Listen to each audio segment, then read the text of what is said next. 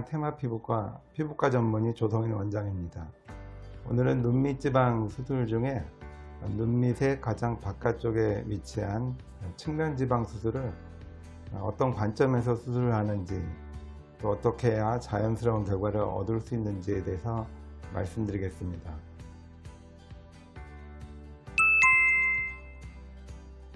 저희가 노화가 시작이 되면 가장 먼저 느끼는 것이 눈 주위의 변화입니다. 특히 표정을 지을 때 이렇게 처음에 표정주름이 나타나기 시작하고요. 이것이 진행하면 눈 밑에 주름선이 생기는 것이죠. 좀 더 진행하면 눈밑 지방이 돌출이 되면서 눈 밑에 현저한 변화를 일으키게 됩니다. 그리고 색도 어두워질 수 있고요. 눈물 고랑 같은 골짜기도 생길 수 있습니다. 이러한 다양한 변화 중에 가장 눈에 띄는 것이 눈밑 지방의 변화입니다. 지방이 일단 돌출이 되면 초기에는 표정을 지을 때나 약간 아래쪽으로 숙일 때, 그럴 때 눈에 띄는 경우가 많은데요. 이것이 계속 진행이 되면 항상 돌출이 되어 있습니다. 불룩해지는 것이죠. 저희 눈밑 지방은 주머니가 3개가 이렇게 균형을 이루고 있습니다. 눈꺼풀이 튼튼해서 잘 눈밑 지방을 억압하고 누르고 있을 때에는 매끈하고 편편해서 보기가 좋은데요.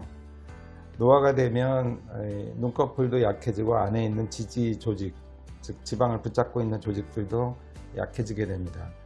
따라서 안에 있던 지방이 바깥쪽으로 밀려 나오는 것이죠. 대부분의 눈밑 지방은 중간 아니면 안쪽, 즉 눈을 볼 때 코 쪽을 향한 내측으로 주로 돌출이 되는데요. 특별한 경우 아니면 진행이 좀 심한 경우에는 바깥 지방까지 돌출이 되겠습니다.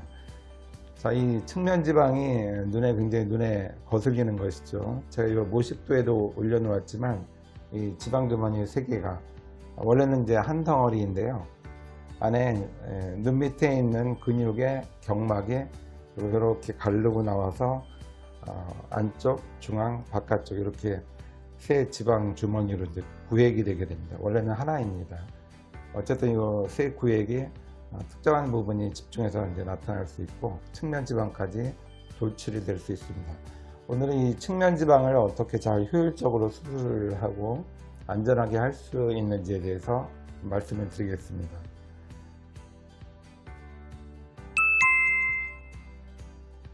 자, 이 측면 지방은 안쪽과 가운데와 바깥 지방 세 주머니가 수술 방법은 동일합니다. 그런데 실제로 이제 수술 결과를 보시면 여러 가지 수술법이 있음에도 불구하고 측면 지방 제거가 상당히 어려운 경우가 많습니다. 2가지 이유가 대표적인 경우인데요. 첫 번째는 지방 주머니가 깊게 위치한 경우가 많습니다. 자, 제가 이 모식도에도 그려놓았듯이 제가 결막으로 수술을 진행을 하는데요. 결막을 열고 눈꺼풀을 아래쪽으로 젖히게 되면 안에 지방 주머니가 드러나게 됩니다. 가운데와 내측은 잘 보이는 위치에 있고요. 이 측면 지방이 눈에 띄기 어려운 부위에 있는 경우가 있습니다. 즉 주머니가 조직 아주 깊숙이 있거나 아니면은 아까 말씀드린 경막을 형성하는 이 섬유 조직이 주머니를 굉장히 강하게 압박을 하면은 이 지방이 충분히 있음에도 불구하고 드러나지 않는 경우가 있습니다.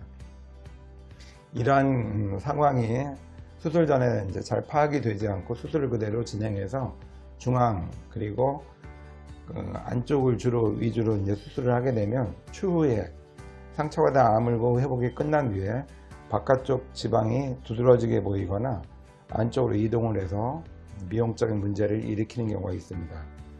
따라서 측면 지방이 확실히 있고 그것이 깊게 있던지 섬유 조직으로 억눌려 있다면 이를 적절히 해소해서 지방 수술을 할 때 적절히 없애는 것은 굉장히 중요하겠습니다. 그런데 2번째 변수가 있는데요. 이 측면 지방 쪽에는 굵은 혈관이 의외로 많습니다.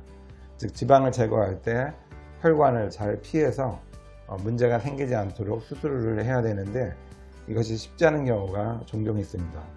따라서 지방을 충분히 제거를 해야 되는데 혈관 쪽에 문제가 생긴다면 문제가 없는 범위와 또 효과를 고려한 범위의 균형을 잡아서 적절한 수준까지 이 지방을 줄일 수 있겠습니다. 자, 외측 지방이 적절히 이제 제거가 되지 않으면 아까 말씀드린 문제가 생기게 되죠. 즉, 균형을 이루어서 만약에 세 부위 지방이 동일하게 돌출이 되어 있다면 오히려 바깥 지방의 중요성은 덜한데요. 수술을 통해서 가운데 그리고 안쪽이 이렇게 줄어들고 바깥 지방이 많이 남아 있다면 오히려 수술 전에 비해서 바깥쪽의 상태가 나빠 보이는 경우가 있습니다.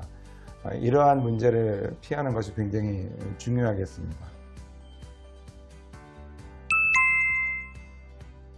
이러한 바깥 지방의 이제 문제를 저희가 피하기 위해서 이제 시행하는 대표적인 방법이 바깥 지방 돌출이 확실하다면은 수술할 때 바깥 지방 주머니가 안쪽에 들어오도록 돌출 부위를 압박을 해서 지방 주머니를 안쪽으로 이동시켜서 수술하는 방법이 하나 있고요. 또 하나는 혈관이 가능하면 없는 부위를 깊게 절개하고 들어가서 안쪽에 있는 지방을 위로 돌출시키는 방식이 있습니다. 돌출된 지방의 일부를 없애는 것이죠. 눈밑 지방은 크게 보면 한 덩어리지만 그 안에 또 다른 구획이 또 있습니다. 이제 바깥 주머니, 안쪽 주머니가 또 구별이 있기 때문에 바깥 주머니를 잘 열고 들어가서 안쪽 주머니를 돌출을 시킨다면 혈관에 대한 손상을 피하면서 효과적으로 제거를 할 수 있겠습니다. 따라서 이 바깥 지방이 돌출된 부분, 잘 드러나지 않는 부분은 이 수술하는 의사가 잘 판단하는 것이 1차적인 중요성이 있고요. 두 번째는 적절한 수술 기법이 필요할 수 있습니다. 안쪽으로 잘 돌출이 되어 있다면 문제없이 제거할 수 있는데 잘 드러나지 않는 경우에는 의도적으로 지방을 이동시켜서 수술하는 기법이 필요하겠습니다. 또 혈관이 많기 때문에 출혈을 가능하면 피하는 쪽으로 안전하게 시행하는 그러한 방법을 저희가 실시하고 있습니다.